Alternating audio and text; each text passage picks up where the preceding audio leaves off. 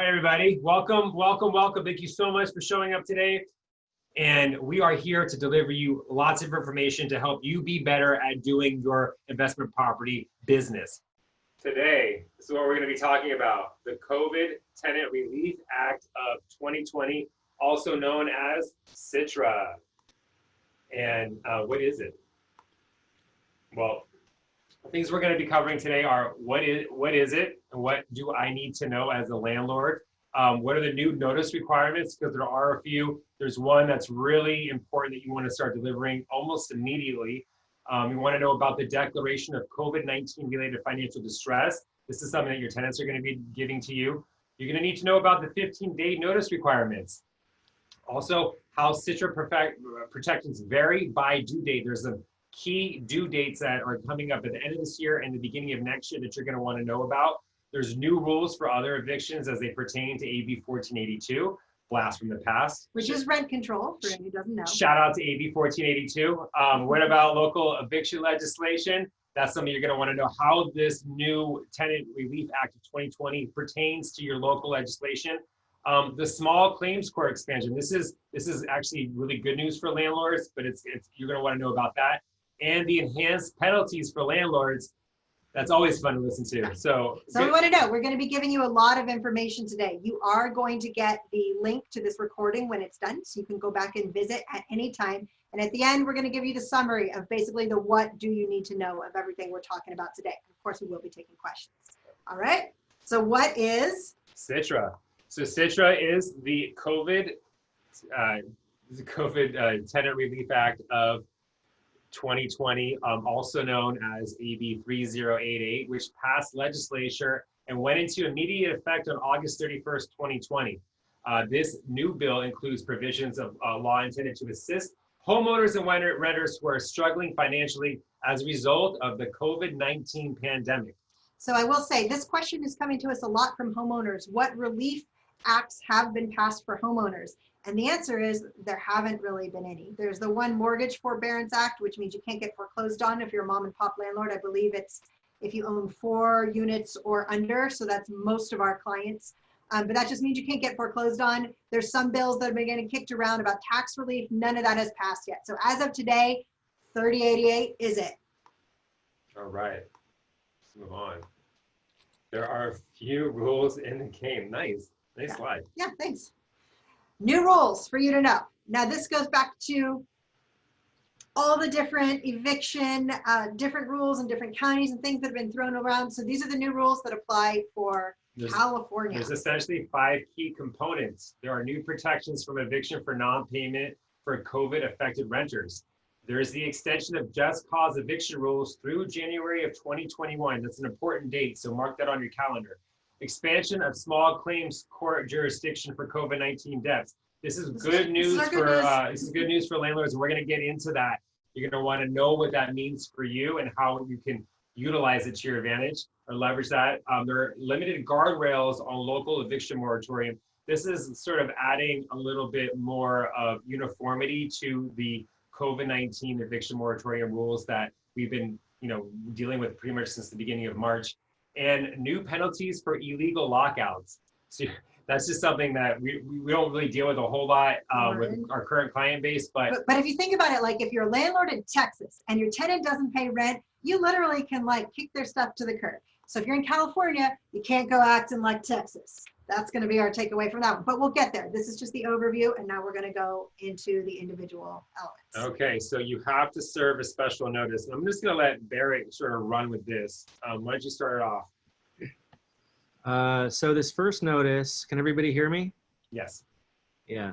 So if anybody has a tenant who has missed some or all of a payment from March 1st through the end of August, this law requires you to send this notice to them before the end of the month.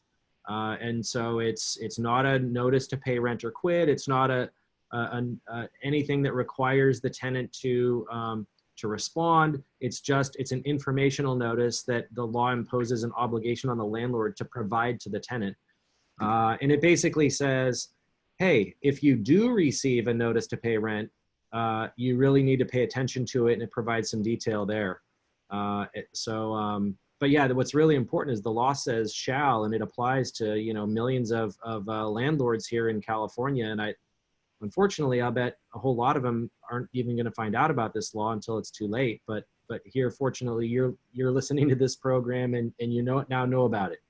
Yeah, so if you take nothing away from the presentation today, know that if your tenant has deferred their rent or is starting to defer their rent, you have new language that you must send to protect your rights and your claim to that money. And there's a deadline. If it's already past due and already deferred rent, that deadline is September 30th. So it's pretty soon. So yeah, this means if they even missed one payment, and it could have been in April, it could have been in May, you want to make sure that you get this notice out by the end of this month. And in fact, if they're missing rent in September, October, November, you still want to send this notice out. You can, that's the initial notice. A landlord, what did you want to talk about number 3 and 4, Barrett? Recommended to also send informational notice. Oh yeah, so the law technically requires landlords to provide this notice to tenants who missed payments from March 1 to the end of August. But while it's not required, it absolutely cannot hurt, and it helps you in the event of any kind of eviction. It helps make you look like the good guy to the judge, and you know, to send this notice out to any tenants who miss payments, you know, from September 1 forward. There's no downside to doing that. And then in terms of number 4, this notice is absolutely a prerequisite. If you want to serve a notice to pay rent or quit, you have to serve this notice either first or simultaneously with the pay or quit notice. So, you know, so even if, you know, first of all, you're required to send it even if you're not planning on sending a pay or quit. But if you are planning on sending a pay or quit, you have to do this either first or simultaneous with the pay or quit notice, which we'll be learning more about later on. Yeah, just to drive that point home, you won't be able to do anything until you serve this notice. Just like Barrett said, you have to serve it at the same time or before. And then the recommendation by California Apartment Association is to send this notice via snail mail or regular mail, or any other way that you would serve a 3-day notice. You post a mail, but don't bother with certified mail. Just pop it in the mail, take a picture of it, put it in your file, and get it to them. So you've established some track record of delivering this notice. So even under the best of times, pre-COVID, back in the day when all we were concerned about was, oh no, are we going to be late? Is there going to be too much traffic on the way to work?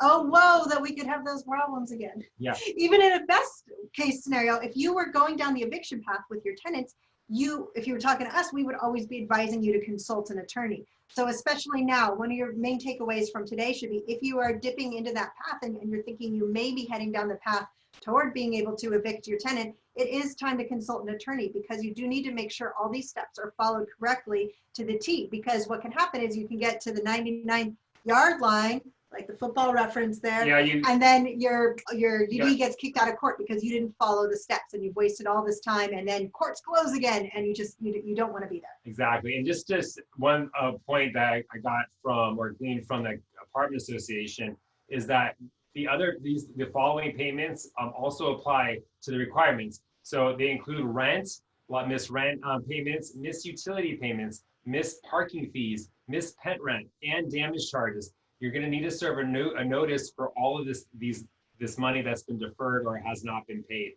no matter what. So you just want to keep that in mind. Okay. Oh, Tom Cruise, nice. I want the truth. Most people are familiar with that quote. Okay. Want the truth. All right. So this is the declaration. You're going to start hearing this word used again and again when it comes to deferred rents, tenant COVID hardship, and heading down the UD or the eviction path. Is the declaration. The declaration, so this is actually called the Declaration of COVID-19 Related Financial Distress.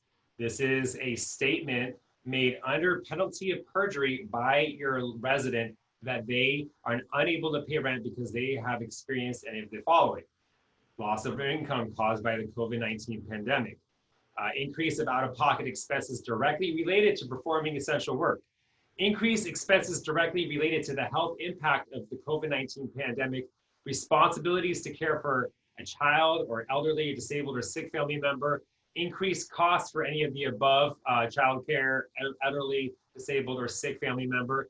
And the kicker is any other circumstances related to the COVID-19 pandemic.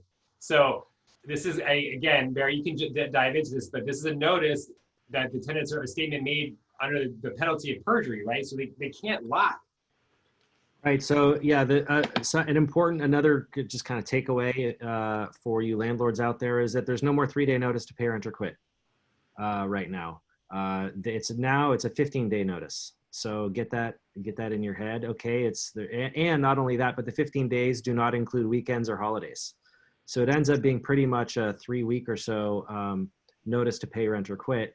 And so the declaration, which is just another word for affidavit, the declaration is that's how the tenant can respond rather than paying money in response to the notice to pay rent or quit. The tenant can respond with this declaration instead.